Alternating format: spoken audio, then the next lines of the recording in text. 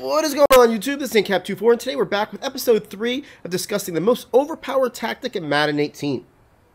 Just want to go ahead and say thank you for the support in the last 2 episodes. If you guys haven't seen those yet, go ahead and take a look in the description below. We have some links that go ahead and get you the first 2 episodes of how this tactic works, great in your advantage.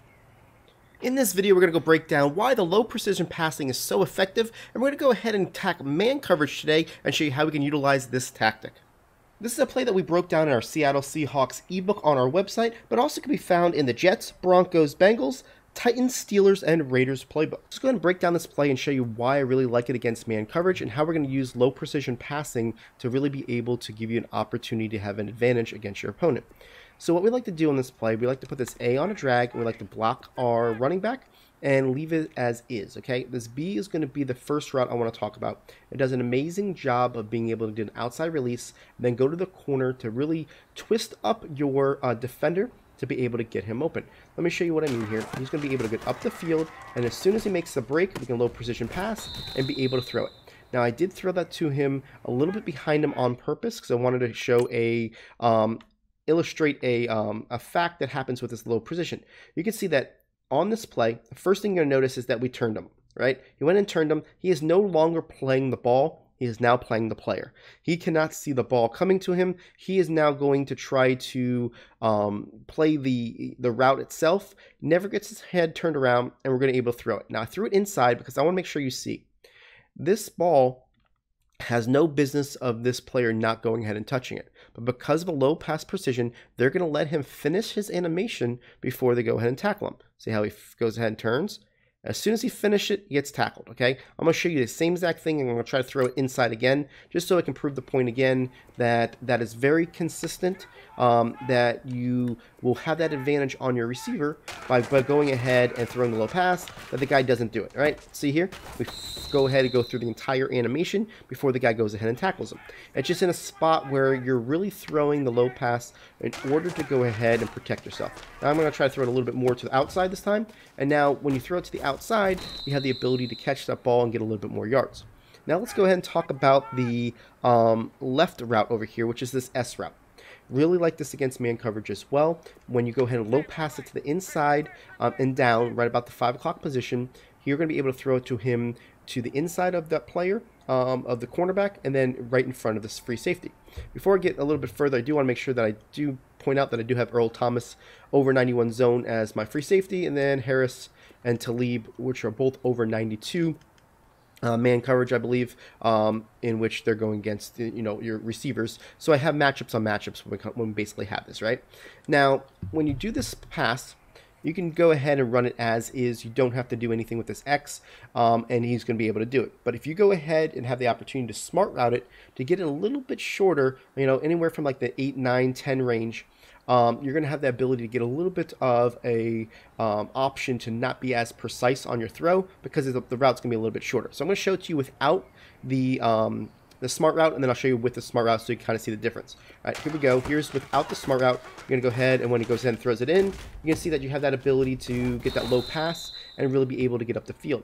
It does a really great job with this crisscrossing action with the Y and the X to get you, one, the ability to get off the ball because of this S route does a nice inside release. And then you see how we do the crisscross action. It really goes ahead and does a nice job of getting you some extra room when it comes to man coverage. Not every time does these guys hit each other, but in this instance it did, and it does happen. And it gives you that opportunity to be a little bit better of a throw. So that's why this guy was wide open this time and able to catch that ball. Now, I'm going to try to do it a couple more times. Hopefully we won't get that crisscross so you can see where, if it doesn't crisscross and get hit, then you can see how it is. So this is without the smart route. We're going to go ahead and do it here and throw it underneath. And you can see here that if you time it right, you have that ability to catch it and take it to the house. All right? And you're throwing this low for the animation purposes, but also for protection. If you don't time this right, sometimes you're going to get that opportunity where, you're going to throw it more closely to that free safety. As you can see, I'm going to go to my quarterback so you can see the timing. I'm basically doing it as he does his break. And you can see that I threw that out low, and by the way I was able to go through that, I was able to catch it on the run and basically take it to the house. Now I'm going to show it to you with the shortening of the route when we go ahead and do the the smart route, right?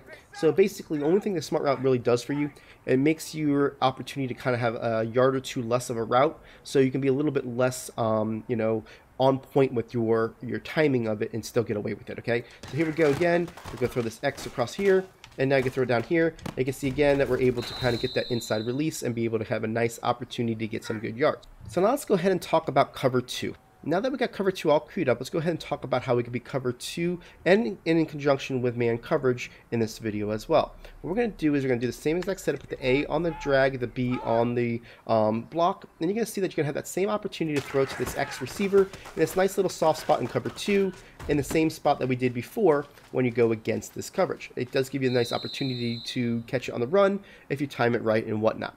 Now the second part of this, we're going to talk about man activation, all right?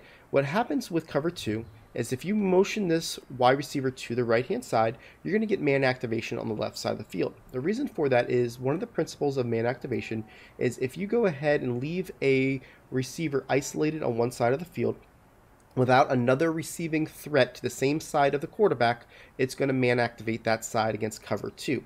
If you look here, you're going to see that we got 4 threats to the side of the right of the quarterback, and you only have 1 threat to the side of the left. Now, if your running back was behind the quarterback, he would not be counted as a threat to the left side, so you could still man activate if your quarterback was in a pistol situation or maybe a single back situation where you've got 3 threats on the right side. Now, there is an exception to the rule, and the exception to the rule is if somebody goes ahead and plays over-the-top coverage. If somebody is in cloud flats already, there's no need for over-the-top coverage, and most people will stay in the cloud flats. If somebody is in soft squats and don't play over-the-top coverage, he will play man activation as well.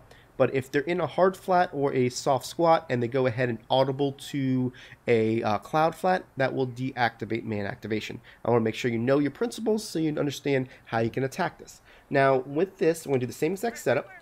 And I'll go ahead and put the X on a smart route because it'll definitely help us when it comes to being able to beat this player on a shorter route.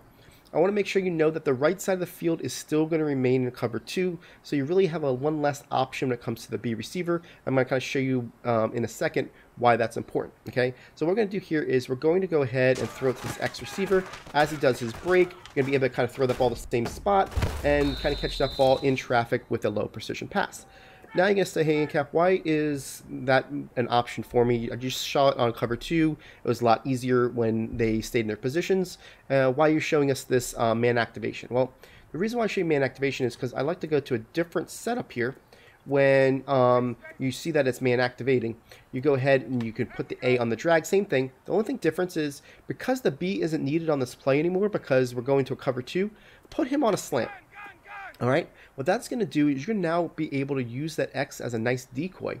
The A is going to go ahead and take this vertical hook down with him, leaving the B wide open on the left-hand side. Watch how it works, and this is how man activation works. It's just a great man activation route, and you're going to see how this B is going to be wide open on the left-hand side in order to be able to torch your opponent on that.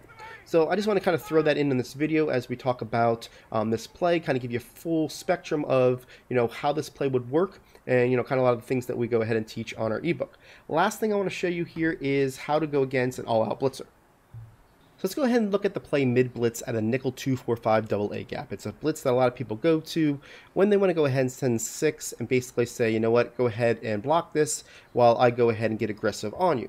And what you're going to see with this play, and we're going to have that ability as well. Now, what you'll see with this blitz, a lot of times, you're going to send the 6, and you're going to have 5 people in coverage, and that's typically going to be what we want to do. Now, when we do this play, what I would like to do on this is make sure that you know that this X is going to be the route that you want to kind of throw to the inside. So typically what I'm going to do is I'm going to move this player over because I want to go ahead and isolate him. All right. When you do that, one, you're testing to see if it's a man coverage or whatever the case may be. And you're going to look at the zones and everything. Now they're all lined up. This, by moving the player over, you now know that the safety has the responsibility on the running back, okay?